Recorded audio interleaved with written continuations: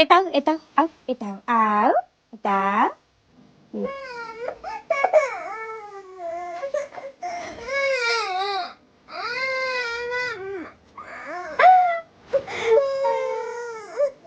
जाऊ त्यसो भए तिमी पनि जाऊ आज आउँछु नि त भयो बाई बाई म जान्छु ल ओके मम्मीसँग बसेर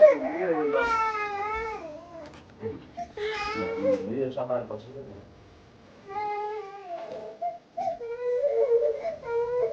त्यो ढोका लगाइदिनु के जानु तपाईँ यता हेर्दा उता